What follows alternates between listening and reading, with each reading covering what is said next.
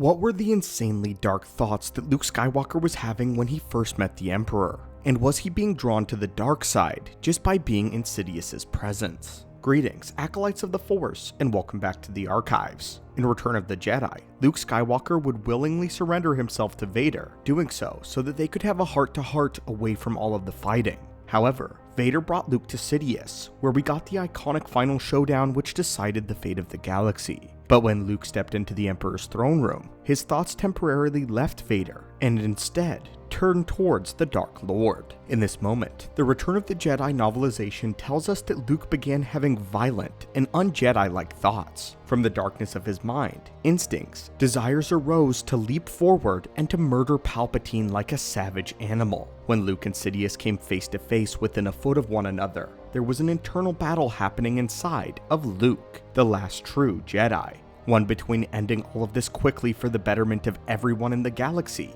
but embracing the dark side to do it. So what happened in the moment that Luke almost turned to the dark side before the Emperor had barely said as much as 2 sentences to him? Well, it's time to open a holocron and find out why Luke was thrown into an unexpected fight within his own darkness just by standing in Sidious's presence. The moment shortly after Luke steps off of the elevator into the throne room, the guards were ordered to leave, and Sidious rises up to greet his new apprentice. The whole time, Luke notes how soft and fatherly the Emperor acts towards him, attempting to empathize with the boy the same way that he had turned Anakin. This is one of Sidious's favorite tactics, especially against young promising Jedi. He would do this to Anakin, Ezra Bridger, and now Luke. However, unlike the previous 2 Jedi, Luke grew up most of his life with a loving father figure in Owen. The Lars man was tough, but he always loved Luke as his very own son. In this moment, Luke knew the father that he needed to rescue, the one who stood next to him, so he stood defiantly and refused to speak a single word to the Emperor. But then Sidious gestured lazily to his finger, and Luke's binding cuffs fell off of his wrists, and in that moment, Luke was accosted by the darkness of his own mind. Now, let us read directly from the novelization, and get a look at Luke's thoughts. Luke looked at his own hands, free now to reach out for the Emperor's throat, to crush his windpipe in an instant. Yet the Emperor seemed gentle. Had he not just let Luke free? But he was devious too. Luke knew this. Do not be fooled by appearances, Ben had told him. The Emperor was unarmed. He could still strike at him. But wasn't aggression part of the dark side though? Mustn't he avoid that at all costs? Or could he use his darkness judiciously and then put an end to it? Put it away? He stared at his free hands. He could have ended it all right there. Or could he? He had total freedom to choose what to do now, yet he could not choose. Choice, the double-edged sword. He could kill the Emperor. He could succumb to the Emperor's arguments. He could even kill Vader, and then he could become even more powerful than Vader. Again, this thought laughed at him like a broken clown, until he pushed it back into a black corner of his brain. The Emperor sat before him, smiling.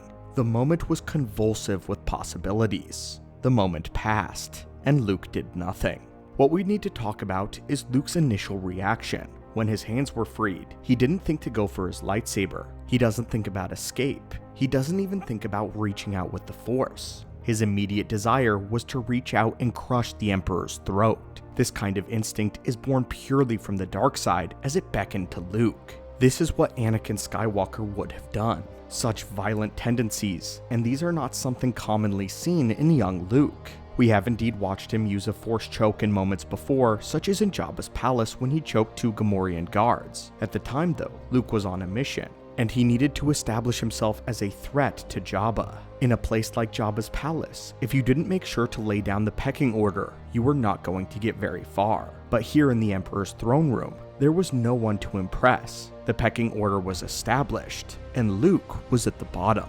This is a thought of the pure dark intent. He was ready to use the dark side in this moment, if but for just a single moment, to strike down the Emperor. Luke's thoughts and struggle is definitely understandable. He had fought with the rebellion, watched so many countless worlds and lives be ruined by the Empire. He watched his friends in the rebellion die in balls of fire in space, or in a hail of blaster bolts on the ground.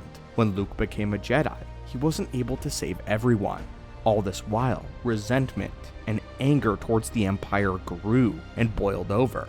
They had burned alive Owen and Beru, two good people, to meet such a grisly fate. Luke was in the process of trying to reverse the suffering and darkness that consumed his own father, but now, where he stands, looking the man responsible for everything in the face. No longer was it just the vague figure of the Empire as a whole.